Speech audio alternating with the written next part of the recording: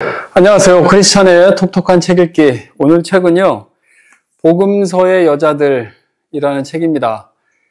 사실 리처드 보컴이라고 하는 정말 위대한 신학자잖아요. 이분이 쓴 책이어서 더 빨리 보고 싶긴 했어요. 그런데 예상했던 것처럼 이 리처드 보컴이라고 하는 정말 세계적인 신학자답게 이 내용 자체가 굉장히 심도 있고 또 무게감 있게 기록이 되다 보니까 여러 가지 다양한 그 유대 전승에 나오는 그 여러 가지 정말 우리가 평소에는 잘 접할 수 없는 그런 자료들에 있는 정말 주옥 같은 또 보석 같은 그 필요한 내용들을 많이 담아서 이 책을 쭉 썼더라고요. 근데 보시다시피 책이 좀 두껍죠. 그리고 리처드 보컴이라고 하는 이 사람이 써내는 이 신학적인 그 내용들이 굉장히 우리가 읽기 쉽게 이걸 썼다고 해도 그 내용 한 줄 한 줄이 그냥 술술 넘어갈 수 있는 그런 내용들이 아니라고요. 그러니까 우리가 이걸 좀 이렇게 곱씹어 가면서 그 내용들을 읽다 보니까 사실은 이 책 한 권 전체를 읽는다라고 하는 것이 꽤 시간이 좀 많이 걸리는 그런 책이긴 해요. 그리고 그 내용을 이 정해진 시간 안에 소개한다는 것이 또 한계도 있더라고요. 그래서 저 나름대로 우리 책을 좋아하시는 여러분들에게 여기 8장에 보면 여자들과 부활이라고 하는 부분이 있어요. 8장까지 있어요. 마지막 장인데 복음서에 나와 있는 여자들에 대해서 잘 소개를 하고 있지만 그 중에 특별히 이 부활과 관련되어서 등장하는 그 여자들이 있거든요. 그분들의 그 내용들을 아주 잘 소개하고 있는 그 챕터, 그 8장 부분에 대해서만 소개를 드리려고 해요. 그래서 이제 곧 부활주일이죠. 지금이 고난주가 아니고 이제 다음 주가 부활주일인데 이 부활주일을 맞이하면서 우리가 그 당시 이 사복음서에서 그 내용들을 증언하고 또 실제적으로 많은 사람들에게 알렸던 이 여자들, 복음서의 여자들이라고 이렇게 표현을 하고 있는데 그 여성분들의 내용들을 좀 이 리처드 보컴이라고 하는 이 세계적인 신학자의 그 시각으로 그 통찰력으로 한번 보려고 합니다. 제가 준비된 원고를 가지고 쭉 진행을 해보겠습니다. 저자는 복음서에서 부활을 증언하는 데 주도적인 역할을 했던 여자 제자들에 대해서 잘 설명을 해주고 있습니다. 이 리처드 보컴 얘기는요, 우리는 사실 그렇잖아요. 일반적으로 뭐 사도들이 전부 다 남자들이고 또 제자들이 기본적으로 남자들일 것이다 라고 하는 어떻게 보면 좀 우리 나름대로 갖고 있는 그 전제 같은 것들이 있었던 것 같아요. 그런데 분명하게 설명을 해주고 있어요. 여자 제자들이 상당수가 있었다라고 얘기를 하고 있고, 그 사람들이 했던 그런 그 역할들, 기능들, 내용들을 좀 잘 담고 있긴 한데, 여자 제자들의 존재가 매우 중요한 위치였다는 것을 저자는 힘주어서 말하고 있습니다. 그래서 복음서 부활 사건의 증인으로 등장하는 분들을 단순하게 소개되는 분들이 아니라 여자 제자들로 봐야 한다는 것입니다. 그리고 예수님의 부활을 이해하는 데 있어서 삼중 구조로 이해하도록 저자는 안내하는데요. 이게 삼중 구조라는 게 어렵진 않아요. 그러니까 빈 무덤이 있잖아요. 예수님께서 부활하시면 무덤이 당연히 비어 있겠죠. 그 빈 무덤이 이제 한 단계죠. 그리고 세 번째 단계가 뭐냐면 사도들과 제자들, 그러니까 12명, 11명의 그 사도들만 있었던 건 아니라는 거죠. 그 외에도 다른 제자들이 있었는데 빈 무덤에서 목격된 그 증언의 내용이 요 제자들이 또 사도들이 모여있는 이곳으로 전달되기까지 중간 단계가 있을 거 아니겠어요? 그러니까 요게 1단계, 요게 2단계, 요게 3단계 이렇게 3중 구조로 되어 있다 이렇게 얘기를 하고 있습니다. 그리고 이제 또 한 장소가 우리가 아는 것처럼 엠마오로 가는 두 제자를 예수님께서 만나 주시잖아요. 이제 그 내용이 등장을 하는데 그 내용도 어떤 단계겠어요? 두 번째 단계겠죠. 이제 그렇게 얘기를 하고 예수님이 부활하신 이 사건 전체의 마지막 맺음은 무엇으로 가는 거냐? 사도들, 제자들에게 사명을 주는 그렇게 이제 맺음이 된다. 이제 이런 식으로 이렇게 우리가 이해를 하면 될 것 같아요. 자, 이제 네 개의 복음서에서 등장하는 그 부활 스토리를 개략적으로 구성해 보면 빈 무덤 장면에 대해서 에서 시작을 하죠. 예수님의 빈 무덤을 목격한 여자들이 가장 중요한 목격자로 등장을 해요. 그 여자들이 사도들에게 그 이야기를 전달하고 그 이야기를 듣고 빈 무덤에 베드로와 요한이 또 가기도 했었죠. 그러니까 빈 무덤을 직접 와서 보고 했었던 존재들이 누구냐? 여자들, 그리고 사도들 중 일부, 그리고 경비병도 있었다 이렇게 얘기를 합니다. 빈 무덤에 대한 목격자 중에서 가장 중심이 되는 여자의 인물은 막달라 마리아입니다. 이분은요, 4개 복음서에 다 등장하는데 우리는 그들이 그를 어디에 두었는지 모른다고 복수형으로 말하고 있어서 혼자 있지는 않았다라고 얘기를 합니다. 마태복음에서는 또 2 여자가 나오기도 하고요. 여자들은 부활하신 아주 이른 새벽에 예수님의 무덤에 일찍 향품을 가지고 갑니다. 그런데 예수님의 무덤을 막고 있던 돌이 굴려져 있었죠. 천사가 돌을 굴려서 열어두신 건데 그 여자들이 천사를 만나요. 천사는 여자들에게 예수님이 부활하셨다라고 하는 것을 알려주죠. 그리고 그 사실을 제자들에게도 알려주라라고 천사들이 시킵니다. 그래서 여자들은 제자들에게 알려주죠. 그런데 제자들은 믿지 않아요. 예수님은 여자들에게도 나타나세요. 막달라 마리아를 포함한 여자들에게도 예수님께서 직접 나타나셨는데 여자들은 예수님의 시신을 잃어버렸다는 슬픔이 몰려와서 울고 있었어요. 처음에는 예수님인 줄 몰랐죠. 동산직인 줄 알았잖아요. 그러다가 예수님이 부활하셔서 자신들에게 나타난 것을 알아봅니다.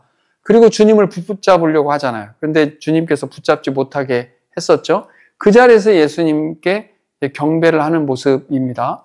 예수님은 이 사실을 제자들에게 알려라 라고 이야기를 하시고 여자들은 제자들에게 알리지만 앞서 말씀드렸던 것처럼 제자들은 믿지 않았습니다. 당시 여자들의 증언은 신빙성을 매우 낮게 취급하던 시절이었지만 복음서에서는 여자들의 증언을 그대로 담고 있습니다. 이게 역설적이라는 거죠. 반문화적이라는 거예요. 그 당시에는 여자들의 증언에 대해서 효력이 없다고 하거나 아니면 아예 믿지 않는 그런 식으로 취급을 했었는데 성경에서는 당당하게 빈 무덤의 증인으로서 그 여자들을 등장시키고 있잖아요.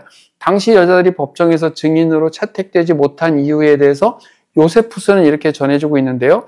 이는 고대인 남성들이 생각하기에 여성들은 변덕스러움과 성급함을 가지고 있다는 편견을 가지고 있었기 때문이라고 그렇게 말을 합니다. 좀 더 세부적으로 보면 여자는 남자보다 합리적이지 않고 감정에 쉬이 휘둘리며 외부의 영향을 더 쉽게 받고 깊이 생각해 보지도 않은 채 곧장 결론을 내리기도 한다라는 편견을 가지고 있었다는 것입니다. 또한 그리스 로마 세계에서 교육받은 남자들이 여자를 종교 문제에서는 귀가 얇아서 잘 속아 넘어가는 이들이며 허황된 미신에 빠져서 신앙생활에 지나치게 몰두하기 쉬운 존재로 생각하고 있었다 이렇게 전해준다는 것이죠.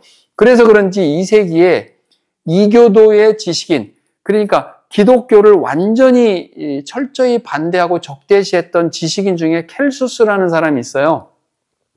그 사람이 이 부활의 증인인 막달라 마리아에 대해서 어떻게 표현을 했냐면 미친 사람처럼 분별력이 없는 한 여성이며 어쩌면 어떤 주술에 홀린 이들 가운데 한 명, 이런 정도로 아주 치부를 하고 있는 것을 소개하고 있습니다. 켈수스 입장에서 볼 때는 부활의 증인이 여성이라는 것 자체가 예수님의 부활을 믿을 수 없다.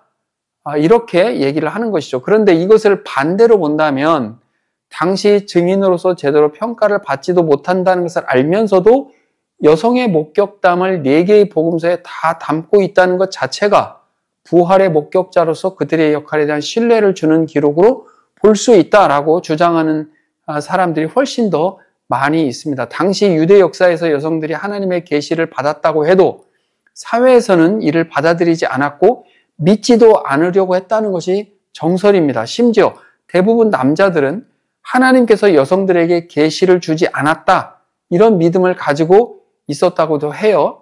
성경에서는 야곱과 에서의 어머니 리브가 나오죠. 그리고 삼손의 어머니도 나오고요. 모세의 누나인 미리암을 선지자로 부른 내용도 분명히 나옵니다. 드보라도 나오죠. 이런 것처럼 여성 선지자, 여성에게도 계시를 주셨던 것을 소개하고 있지만 유대사의 내부의 문서에서는 이런 내용조차도 가급적이면 축소하려고 하는 그런 경향이 있었던 그런 실정을 저자는 소개를 하면서 실제로 하나님께서는 하나님의 계시를 받아서 그 계시를 중개하는 역할을 맡은 이로 남자보다 여자를 우선시하는 경우도 종종 있다. 지금 이 리처드 보컴은 그것을 역설적으로 얘기를 하고 있는 것이죠. 아무리 유대 사회나 일반 고대 사회에서는 여성들에게 하나님께서 계시를 줄 리가 있겠나, 주었다 하더라도 굉장히 축소시키려고 하고 있었는데 이 리처드 보컴 입장에서는 그렇지 않다. 여성들에게도 하나님께서는 필요한 경우에 계시를 주신다. 그래서 하나님 앞에서 남자라고 해서 우선적이 될 수 없으며 자랑할 수도 없다라고 지금 리처드 보컴은 얘기를 하고 있다는 것이죠. 자, 이제는요, 마태마가 누가 요한복음에 나와 있는 각 복음서별로 그 여자들의 경우를 좀 보려고 해요. 그런데 순서가 좀 달라요. 마태복음을 먼저 보면 빈 무덤을 가장 먼저 목격한 사람들이 여성이라는 점에 대해서는 모두가 안정되게 일치합니다. 그들은 예수님이 십자가에서 죽으실 때도 십자가 옆에 있었어요. 그리고 예수님의 시신이 안치되는 무덤에도 있었습니다. 자, 예수님께서 십자가에서 못 박히실 때도 여성들이 십자가 밑에 있었죠. 그리고 예수님께서 십자가에서 시신이 내려져서 무덤에 안치될 때도 그 무덤을 유심히 보았던 여성들이 있었어요. 그리고 그들이 그 무덤의 위치를 알았기 때문에 결국은 부활하는 그 첫날, 물론 그 사람들은 부활을 모르고 갔죠. 안식 후 첫날, 움직일 수 있는 첫날 새벽이 되었을 때 향품을 가지고 그 무덤에 갔었던 그 여성들, 그 세 장소에 있었던 여성들을 얘기하는 겁니다. 그녀들은 예수님이 무덤에 안치될 때 예수님이 완전히 죽은 상태였다는 것을 분명하게 확인했던 사람들인데요. 이 빈 무덤 앞에서 여자들에게 나타났던 천사들의 메시지 증언도 마태복음에서는 잘 전해주고 있습니다. 그리고 천사를 만난 여자들이 빈 무덤에서 나오는 길에 예수님을 만나는 내용도 전해주고 있고요. 그 자리에서 예수님께서는 제자들을 갈릴리에서 다시 만나실 거다. 그 이야기를 제자들에게 전해줘라 라고 명하시고요. 여자들은 그 말씀을 제자들에게 그대로 전하는 내용도 기록하고 있습니다. 이 내용은 일반적으로 계시는 남자에게 와야 하고 남자를 통해서 여자에게 전달되어야 한다는 남자들이 가진 생각을 완전히 뒤집는 부분이잖아요. 왜냐하면 예수님께서 여자들에게 얘기를 했고 여자들을 통해서 남자들에게 전해주라 이렇게 말씀하셨기 때문입니다. 의뢰하던 생각처럼 남자가 여자보다 우선하는 특권을 가지고 있다는 생각에 빠지지 않게 붙잡고 있다는 것을 우리는 놓쳐서는 안 된다라고 보컴은 얘기를 하고 있어요. 부활하신 예수님을 두 여성이 먼저 만나고 있는 것도 우리는 기억해야 할 것입니다. 예수님께서 여성들을 내세워서 남성 제자들에게 알리게 했던 이 내용을 통해서 한 성이, 이제 남성이죠. 다른 성을 지배하며 누리는 특권을 배제하는 효과를 만들어내는 아주 좋은 예라고 저자는 말하고 있습니다. 이것이 예수님께서 부활하시면서 부활 이후 우리에게 형성하시려는 새로운 질서의 한 부분이다. 그러니까 과거에는 암암리에 남성 우위적인 그런 입장에 있었을 수도 있지만 이 부활의 사건, 정말 획기적인 사건이잖아요. 이 부활 사건을 계기로 예수님께서는 오히려 여성의 그 주도적 입장을 좀 끌어올리려는 그러한 모습들을 우리는 읽어내야 된다. 이렇게 하고 있는 것이죠. 개인적으로는 참 멋있는 해석이다 이런 생각을 했어요. 또 하나 중요한 것은 마태복음에서 예수님의 부활을 가장 먼저 경험한 두 여자의 경우에 부활한 주님에게 보여야 할 아주 올바른 반응의 모델이다라고 하는 점을 저자는 얘기하고 있습니다. 그녀들은 주님에게 경배했다. 이 프로스키네인이라고 하는 단어가요. 그냥 단순하게 주님 앞에 엎드린 것이 아니라 경배했다라고 하는 내용이고요. 말씀에 순종해서 제자들에게 전달하는 역할을 충실하게 합니다. 이게요, 가서 말해라 이런 뜻이거든요. 가서 말하라. 적극적이잖아요. 그리고 가서 복음을 전해라. 가서 예수 그리스도를 전해라. 가서 부활하신 주님을 전해라. 라고 하는 이 명령은 당시에 그냥 단순하게 사도들에게만 가서 전하는 그것으로 끝나는 것이 아니라 그 이후의 모든 삶 가운데 이 여자들은 자신들이 목격하고 들었던 모든 것들을 예수님의 말씀의 명령에 따라서 가서 전하고 증언했다. 그렇게 우리는 볼 수 있는 것이죠. 참고적으로 제가 가서라고 하는 단어가 이 마태복음 28장에만 몇 번 나오는지 봤더니 4번이나 등장하더라고요. 그러니까 가라. 적극성을 얘기하는 거죠. 뭐 가만히 앉아서 기다리라 이런 거 아니에요. 가라. 가서 전할 수 있는 것들을 전하라. 그리고 증언해야 될 필요가 있는 자리에서는 과감하게 증언해라. 이렇게 그 역할을 당부했던 것을 볼 수가 있습니다. 다음 이제 누가복음의 여자들에 대해서 얘기를 하고 있는데요. 누가복음에서는 여자들이 제자들에게 예수님의 빈 무덤을 전할 때 제자들이 믿지 않았다는 것을 좀 더 강조를 하고 있어요. 이는 당시 일반적으로 여자들에게 주어진 하나님의 역할을 경시한 것을 고스란히 담고 있다고 저자는 평가하고 있는데요. 베드로가 이제 여자들을 따라서 그 빈 무덤을 확인하러 온단 말이에요. 근데 올 때 그 무덤이 어디 있는지를 몰라요. 그래서 그 무덤의 위치를 정확하게 알고 있는 여자들을 의지해야 했던 그러한 모습도 가감없이 담고 있습니다. 베드로 하면 정말 그 수제자이고 또 이후에 베드로가 어떤 위치로 높임을 받고 있는지 우리가 알고 있잖아요. 그럼에도 불구하고 베드로조차도 여성들에게 의지해야 했던 그런 부분들을 꼭 집어서 설명을 해주고 있습니다. 누가복음에서는 부활하신 예수님이 여자들에게 처음 등장한 장면을 소개하지 않았고 엠마오로 가는 두 제자에게 예수님이 나타난 것을 소개해요. 그게 무슨 얘기냐면 빈 무덤 1장면, 그 다음에 부활하신 예수님의 그 만난 장면을 이제 제자들에게 전해주는 이 두 번째 단계, 그리고 세 번째가 이제 사도들에게 그 예수님이 찾아오셔서 만나는 그 장면이잖아요. 그런데 이 중간에 전달하는 장면에서 누가복음에서는 예수님이 직접 만났던 여자들의 모습을 소개하지 않고 대신 엠마오로 가는 두 제자에게 예수님이 만났던 그 장면을 소개하는 것이 다른 복음서와 약간 다른 면입니다. 엠마오로 가는 두 제자는 예수님에 대한 부활에 대한 소식을 들은 대로 그때는 예수님인지 모르고 전해주는데 빈 무덤을 목격한 여자들이 제자들에게 전해준 부활의 이야기를 믿을 수 없었다라고 재차 확인을 해줄 때 예수님께서 그 얘기를 듣고 꾸짖은 장면이 나오기도 해요. 그 엠마오로 가는 두 제자 중 한 명이 글로바잖아요. 글로바라는 이 제자하고 이 사람 이름을 얘기하거든요. 그 글로바와 다른 사람 한 명이 엠마오로 가고 있었는데 거기서 예수님을 만나고 이 사람들이 다시 돌아와서 그 모여있는 제자들에게 간단 말이에요. 그러니까 이게 두 번째 단계가 되겠죠. 가서 자신들이 부활하신 예수님을 만났다라고 얘기하는데 이제 좀 궁금해진 거죠. 과연 글로바와 같이 갔던 그 사람이 누굴까?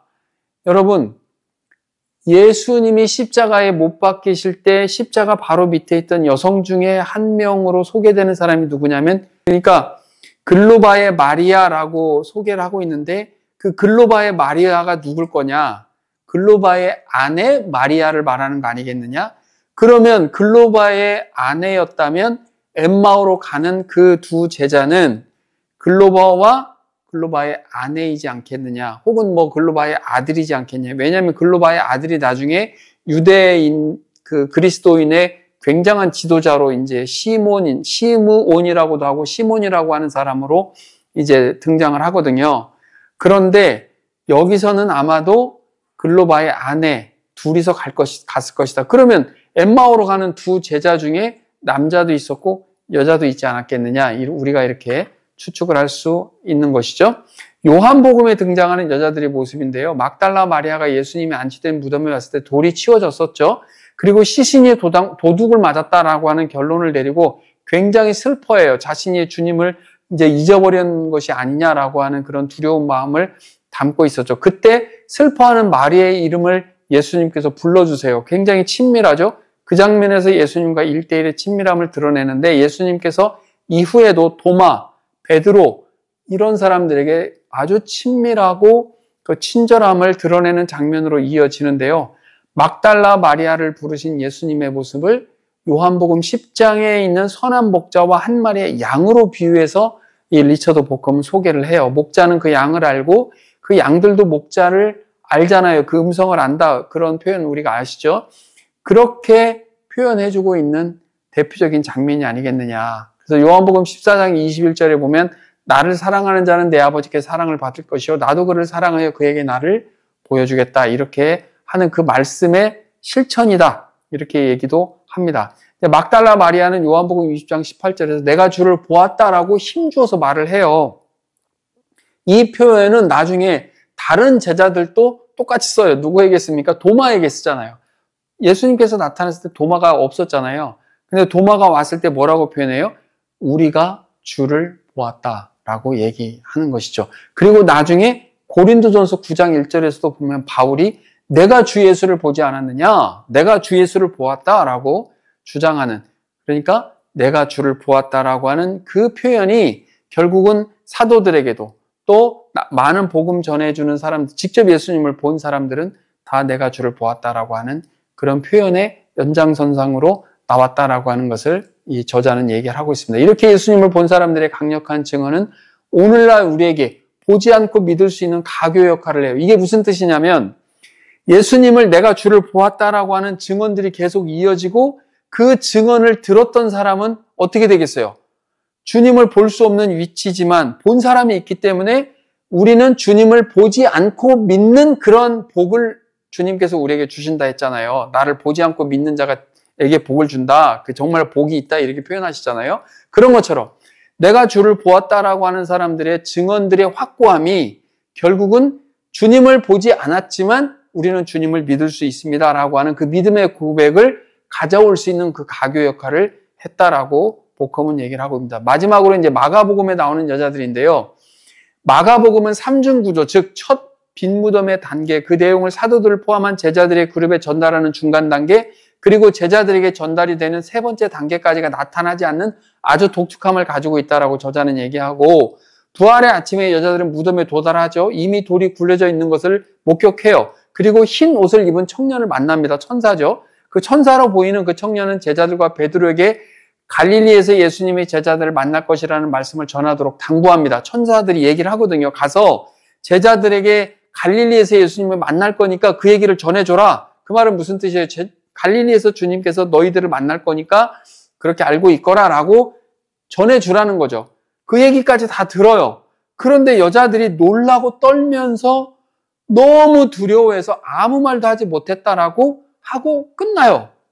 그런데 여자들이 두려워했던 그 두려움, 그들이 그 소식을 전해봤자 남자들이 그것을 믿지 않을 것이라는 두려움 외에 달리 해석할 방법이 없다라고 얘기를 하면서도 그 말을 하지 않았다는 표현에 대해서는 청년의 말을 묵시를 담은 비밀로 받아들여서 제자들 외에는 세상에 예수님의 부활이라고 하는 이 엄청난 비밀을 누설하지 않았다는 것으로 해석하는 것도 일리가 있다 이렇게 주장을 하고 있습니다. 마가복음에 등장하는 여자들의 모습을 경외심을 품고 순종한 모습으로 보자는 것이죠.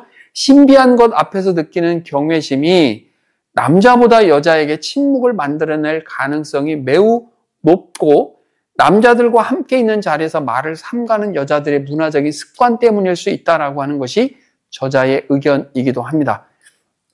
이제 좀 정리를 해보면 진정으로 예수님의 부활 사건이 사실로 확정된 것은 예수님께서 제자들의 그룹에 등장하면서 완전히 드러나죠. 저자인 리처드 보컴은 강조를 하고 있는데요. 복음서의 부활 내러티브에서 여자들의 역할은 절대 평가절하되지 않는다. 사회적 통념과 달리 기독교 공동체는 여자들이 행하는 증인 역할을 매우 높이 존중했으며 시간이 흘러도 그 존중의 강도가 절대 약해지지 않는다라고 얘기를 하고 있습니다. 이런 면에서 기독교 공동체는 오히려 반문화적인 특질을 가지고 여자들의 위치를 매우 존중하고 있다라고 하는 점을 저자는 강조하고 있어요. 사람들은 그들을 목격자로서 권위를 인정했고 여자들이죠. 다른 사람들이 잇따라 전하는 전승들을 보증하기도 해주고 이 여자들이 보증해 주는 거죠. 그리고 전승이 허위로 발전되지 않도록 전승을 보호하는 시금석 역할도 했다라고 저자는 주장합니다. 자, 이 이름 얘기가 또 잠깐 설명이 되는데요. 목격자 개개인의 이름을 밝히고 있잖아요. 이것은 신뢰를 더하고 있는 장치이기도 하고 이름을 밝힌 인물들의 직접적인 증언이 사실을 사실로서 인정하게 했다는 것입니다. 그런 측면에서 십자가 옆, 그 다음에 무덤, 그리고 빈 무덤에서 목격을 했었던 그 여인들의 이름이 소개되는 것은 매우 중요하다라고 얘기합니다. 막달라 마리아는 4개의 복음서에 모두 등장하고요. 야고보와 요새의 어머니 마리아는 3개의 복음서에 등장합니다. 예수님께서 십자가에 못 박히시는 장면, 돌아가신 예수님이 장사를 치르는 장면, 그리고 빈 무덤 장면을 종합하면 이름이 분명하게 나오는 5 여자, 그리고 누구인지 특정할 수 있는 2명의 여자, 말하자면 뭐 예수의 어머니, 뭐 이런 식으로, 아까 글로바의 마리아, 뭐 이런 것처럼 말이죠. 모두 7명이라고 결론을 지을 수가 있고요. 이들은 모두 목격자의 역할을 수행했기 때문에 이름이 명시되었다라고 봐야 합니다. 이들 중에서 막달라 마리아, 야고보와 요새의 어머니 마리아, 살로메, 요한나, 이 4사람은 빈 무덤 이야기와 부활하신 예수님에 대한 목격자이자 정보 제공자로서 역할을 했던 사람들이 분명하고요. 이 가운데 막달라 마리아와 요새의 어머니 마리아는 예수님의 장사를 지켜본 증인이기도 했습니다. 그리고 3 여자, 곧 글로바의 마리아, 예수님의 어머니 마리아, 세베대의 아들들의 어머니는 십자가 옆에 있었던 것이 분명하지만 예수님의 장사를 지켜본 증인으로는 나오지 않습니다. 여자들의 명단이 복음서마다 차이가 있는 것은 복음서를 쓴 기자들이 세부 사실에 주의를 기울이지 않았거나 근거 없는 것을 지어낸 것이 아니라는 사실을 오히려 반증하고 있고요. 복음서 기자들은 성경을 기록할 때 각 사건의 증인으로 알고 있던 여자들만 특히 주의를 기울여서 분명하게 정확하게 기록했던 것을 우리는 알 수가 있습니다. 마지막으로 복음서에서는 반복해서 여자들을 보다라는 뜻을 지닌 동사의 주어로 전해주고 있습니다. 이게 무슨 뜻이냐면 보다, 보았다 라고 하는 주어가 여자들이다라고 하는 것이죠. 이것은 복음서들이 목격자의 역할에 비중을 크게 두고 있음을 알 수 있고 여자들은 그들 자신의 삶을 철저히 바꿔버린 사건에 참여한 사람으로서 순환과 부활 사건 이야기를 들려주고 또 들려주었을 뿐만 아니라 이런 사건의 의미를 해석하는 활동을 했을 것으로 저자는 보고 있습니다. 여자들은 사건에 참여했고 주님의 증인인 사명을 감당했던 것이죠. 오늘은 복음서의 여자들이라는 리처드 보컴의 책 중에서 전체를 다 하지 않았고요. 전체 하면 내용이 정말 많아요.